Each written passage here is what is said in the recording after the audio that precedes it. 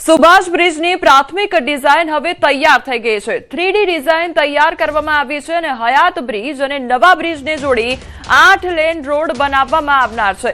તો નવો બ્રિજ 3 લેયરમાં બનશે। 250 કરોડના ખર્ચે આજે નવો બ્રિજ છે તે બનનાર છે। સોમવારે નવા બ્રિજ માટે ટેન્ડર પ્રક્રિયા પણ થશે। 2 ફેઝમાં આજે બ્રિજની કામગીરી છે તે કરવામાં આવશે। બીજા ફેઝમાં નવો બ્રિજ બનાવવા કામગીરી કરવામાં આવનાર છે। તો સુભાષ બ્રિજ જે અત્યાર સુધી બંધ રાખવામાં આવ્યો હતો, હવે તેની નવી ડિઝાઇન જે છે તે તૈયાર થઈ ચૂકી છે। સંવાદદાતા પ્રણવ અમારી સાથે જોડાઈ ગયા છે। પ્રણવ, સુભાષ બ્રિજને લઈને શું અપડેટ મળી રહ્યું છે? કયા પ્રકારની નવી ડિઝાઇન તૈયાર કરવામાં આવી છે? આ ચોક્કસ ન્યૂઝનો એક્સક્લુઝિવ અહેવાલ બતાવી રહી છે આપણા દર્શકોને, કારણ કે જે રીતે સુભાષ બ્રિજમાં તિરાડ પડી ત્યારબાદ બ્રિજને અવરજવર માટે બંધ કરાયો હતો। ત્યારબાદ અલગ અલગ જે સમિતિઓ છે, અલગ કમિટીઓ બનાવવામાં આવી હતી। એ કમિટીએ અલગ અલગ અહેવાલ છે તે મ્યુનિસિપલ કમિશનરને સોંપ્યા હતા કે બ્રિજની હવે જે ઉપરનું સુપરસ્ટ્રક્ચર જે છે એ સુપરસ્ટ્રક્ચર છે તેને દૂર કરવામાં આવશે, તેની જગ્યાએ નવું સુપરસ્ટ્રક્ચર છે તે ઉમેરવામાં આવશે। તો તેની સાથે જ તેની પાસે જે હયાત બ્રિજ છે તેની આજુબાજુમાં પણ 2 લેનનો નવો બ્રિજ બનાવવાનું પ્રપોઝલ છે તે રાજ્ય સરકારે પણ મંજૂર કર્યું છે। તેને લઈને 250 કરોડ જેવી માતબર રકમ છે તે હાલ ફાળવવામાં આવી છે। ન્યૂઝીલેન્ડ એક્સક્લુઝિવ જે દ્રશ્યો બતાવી રહી છે કે કઈ રીતો જે બ્રિજ છે તે બનવાનું છે, જે 3D ડિઝાઇન છે તે ન્યૂઝીલેન્ડ આપને આ બતાવી રહી છે, આપણા દર્શકોને બતાવી રહી છે કે આ પ્રકારનો બ્રિજ છે તેનું પ્રપોઝલ છે તે તૈયાર કરવામાં આવ્યું છે અને આવનારા સોમવારના દિવસે બ્રિજને લઈને ટેન્ડરની પ્રક્રિયા શરૂ કરાશે। ખુદ મહાનગરપાલિકાના મ્યુનિસિપલ કમિશનર બંછાણીદી પાનીએ પણ કહ્યું હતું કે આ બ્રિજની આગામી 9 મહિના સુધી આ બ્રિજ છે કાર્યરત કરી દેવામાં આવશે, જે હયાત બ્રિજ છે, પરંતુ સાથે નવો બ્રિજ પણ બનાવવામાં આવશે જે આવનારા 2 વર્ષમાં પૂર્ણ થશે। એટલે કહી શકાય કે આવનારા સમયમાં જે ટ્રાફિક જે વધવાની છે તેને ધ્યાને લઈને આ બ્રિજની ડિઝાઇન છે તૈયાર કરાઈ છે, જેથી ભવિષ્યની અંદર પણ વધુ વ્હીકલો પસાર થઈ શકે તો કોઈ પ્રકારનું ટ્રાફિક ન થાય તેની એક આગોતરું આયોજન કરાયું છે અને હાલ 3D ડિઝાઇન છે તે તૈયાર કરાઈ છે કે પ્રકારનું બ્રિજ છે તે લાગશે। જે પ્રણવ, અત્યારે જે વાહન ચાલકો ત્યાંથી પસાર થતા હોય છે, જે આસપાસના જે વિસ્તારમાં રહેતા હોય છે, તે લોકોને અત્યારે હાલાકીનો સામનો કરવો પડી રહ્યો છે, એટલે તેને લઈને કયા પ્રકારની વ્યવસ્થા કરવામાં આવશે, તેને લઈને શું અપડેટ છે? બ્રિજમાં તિરાડ પડી ત્યારબાદ બ્રિજને હાલ અવરજવર માટે બંધ કરાયો છે, તેના કારણે જે વાહન ચાલકો છે તેને ઘણી બધી પરેશાની થઈ રહી છે।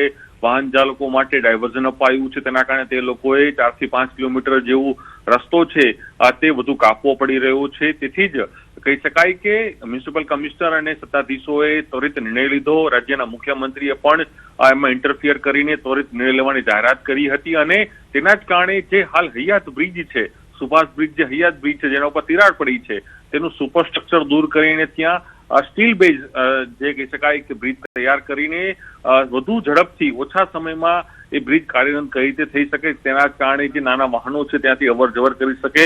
અને મ્યુનિસિપલ કમિશનરનો પણ દાવો હતો કે આગામી 9 મહિનાની અંદર આ બ્રિજ છે તે જે રિસ્ટોર્ડ એટલે નવો જે બ્રિજ છે તેની સાથે જે નવો રિપેર કરવાનો છે તે રિપેરિંગ છે આગામી 9 મહિનામાં થઈ જશે અને બીજા અન્ય જે નવા બ્રિજ બનાવવાના છે તે આગામી 2 વર્ષમાં બનશે, જેથી આવનારા સમયની અંદર કોમનવેલ્થ ગેમ્સ જેવી પણ મોટી રમતો થવાની છે તેને પહેલા આ તમામ બ્રિજો તૈયાર થઈ જશે। જી પ્રણવ, સમગ્ર માહિતી બદલ આપનો આભાર। અમરેલીમાં 31st પહેલા બુટલેગરો બેફામ બની ગયા છે અને ખાંભાના નાના વિસાવદર નજીક દારૂનું કટિંગ ચાલતું હતું અને એસએમસીની ટીમ ત્રાટકી ગઈ હતી। તો સ્ટેટ મોનિટરિંગ સેલની ટીમે દારૂ ભરેલ જે ટ્રક છે તે ઝડપી પાડ્યો છે। એસએમસી 59.64 લાખથી વધુની 12,000થી વધુ બોટલો જપ્ત કરી છે। એક આરોપીની ધરપકડ કરી અને હજુ 16 આરોપી ફરાર છે। એસએમસીએ ટ્રક, પિકઅપ સહિત વાહનો સહિત 1 કરોડથી વધુનો મુદ્દામાલ કબજે કર્યો। ખાંભા પોલીસ સ્ટેશનમાં આરોપી ટ્રક, દારૂ સહિતના મુદ્દામાલ સોંપવામાં આવ્યો છે। અમરેલી દારૂ કટિંગનું એપી સેન્ટર બનતા પોલીસની કામગીરી સામે અનેક સવાલો ઉઠી રહ્યા છે।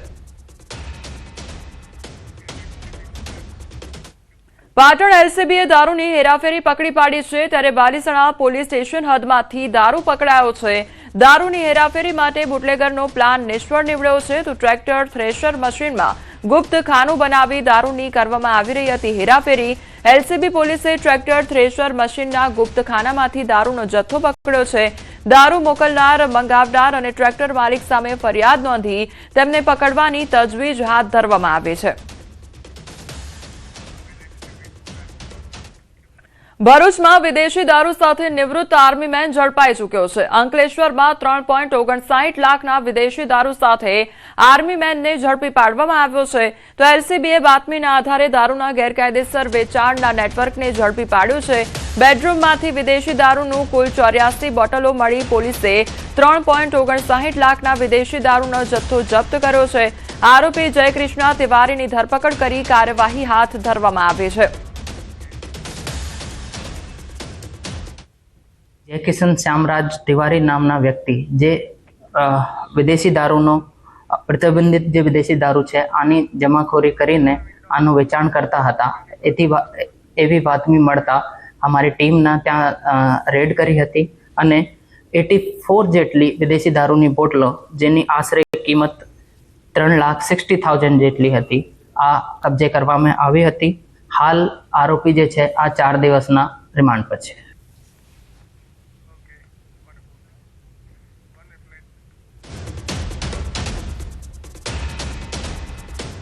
તો 31 પહેલા દારૂનો જથ્થો એક બાદ એક જપ્ત કરવામાં આવી રહ્યો છે. 31 પહેલા જાણે બુટલેગરો બેફામ બન્યા હોય તે પ્રકારની પરિસ્થિતિ જોવા મળી રહી છે. અહીંયા વિદેશી દારૂ સાથે જે નિવૃત્ત આર્મી મેન છે તેને ઝડપી પાડવામાં આવ્યા છે. આ ત્રણેય તસવીર કે જેમાં સ્પષ્ટપણે જોઈ શકાય છે કે 31 પહેલા જાણે બુટલેગરો બેફામ બન્યા હોય તે પ્રકારની ઘટનાઓ જોવા મળી રહી છે. અમરેલી, પાટણ અને ભરૂચના એ દ્રશ્યો. અમરેલીની વાત કરવામાં આવે તો અમરેલીમાં દારૂનો જથ્થો જપ્ત કરવામાં આવ્યો છે અને જે 16 આરોપીઓ છે તે ફરાર જોવા મળી રહ્યા છે. પાટણ અને ભરૂચની ઘટના સામે આવી છે. પાટણમાં પણ જે દારૂની હેરાફેરી કરવામાં આવી રહી હતી થ્રેશર મશીનમાં તેને જપ્ત કરવામાં આવી છે અને ભરૂચમાં જે નિવૃત્ત આર્મી મેન છે તેના દ્વારા દારૂનો વેપલો કરવામાં આવી રહ્યો હતો અને તેની પણ ધરપકડ કરવામાં આવી છે.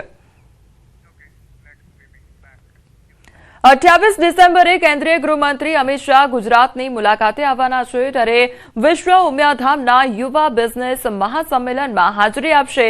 વિશ્વ ઉમિયાધામ ખાતે બિઝનેસ મહાસંમેલનને લઈને તડામાર તૈયારીઓ હાથ ધરવામાં આવી છે. ગુજરાત રાજ્યમાંથી 20,000 યુવા બિઝનેસમેન સામેલ થશે. અમેરિકા, કેનેડા, બ્રિટન, ઓસ્ટ્રેલિયા અને દુબઈથી પાટીદાર બિઝનેસમેન સામેલ થશે. તો મુખ્યમંત્રી સહિત પાટીદાર મંત્રીઓ અને ધારાસભ્યો પણ ઉપસ્થિત રહેશે. 15,000થી પણ વધારે યુવા મિત્રો અને યુવા બિઝનેસમેન પધારવાના છે. દેશ વિદેશથી પધારવાના છે અને એમના માટે એક VUF business network application launch થવાની છે. માનનીય અમિતભાઈ શાહ સાહેબ પણ આ કાર્યક્રમમાં આ એપ્લિકેશનનું ગ્રાન્ડ ઓપનિંગ કરવા પધારી રહ્યા છે. માનનીય મુખ્યમંત્રી પણ પધારી રહ્યા છે. કેન્દ્રીય ગૃહમંત્રી અમિત શાહની પ્રેરણાથી બાળકો માટે ખાસ મનોરંજન પ્રવાસનું આયોજન કરવામાં આવ્યું છે. ત્યારે મુખ્યમંત્રી ભૂપેન્દ્ર પટેલે પણ બાળકો સાથે મનોરંજન કરી રમશે બાળક ખીલશે બાળક અભિયાનને આગળ વધાર્યું. નોંધનીય છે કે અભિયાન અંતર્ગત ગાંધીનગર લોકસભા વિસ્તારના આંગણવાડીના બાળકોને ફન બ્લાસ્ટમાં લાવવામાં આવ્યા હતા. અહીં ટોય ટ્રેનમાં મજા માણતા બાળકોના ચહેરા પર ખુશીઓ છલકાઈ હતી. આ અભિયાનથી બાળકોનું બાળપણ રંગીન બનશે. તો રમશે બાળક ખીલશે બાળક અભિયાન હેઠળ જે બાળકો છે તેમને પ્રવાસ માટે લઈ જવામાં આવ્યા હતા અને નાના બાળકોનો પ્રવાસ ગોઠવવામાં આવ્યો હતો. તો આ અભિયાનથી બાળકોનું બાળપણ રંગીન બનશે અને બીજી તરફ બાળકોના ચહેરા પર એક અલગ જ ખુશી છલકાઈ ઉઠી હોય તે પ્રકારના દ્રશ્યો જોવા મળી રહ્યા છે.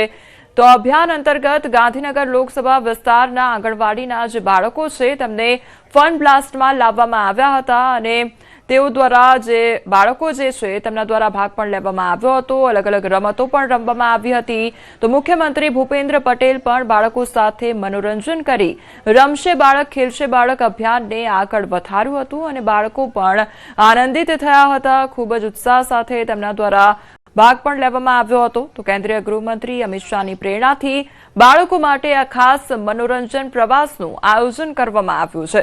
ત્યારે મુખ્યમંત્રી ભૂપેન્દ્ર પટેલે પણ બાળકો સાથે મનોરંજન માણ્યું હતું. ગાંધીનગર લોકસભાની અંદર માનનીય અમિતભાઈ શાહ સાહેબ દ્વારા લગભગ 2.5 વર્ષથી આ કાર્યક્રમ ચાલે છે કે તેમના વિસ્તારની અંદર જે ગ્રામ્ય વિસ્તારની અંદર જે બાળ મંદિરો ચાલે છે અને આર્થિક રીતે ખૂબ ગરીબ હોય છે એવા ઘરના બાળકો તેની અંદર ભણતા હોય છે. તો તેમના દ્વારા ગામે ગામથી એક વિધાનસભાની અંદર દર શનિવારે 4 થી 5 ગાડીઓ મૂકે છે અને એની અંદરથી 12 મંદિરના બાળકો અહીંયા લાવવામાં આવે છે.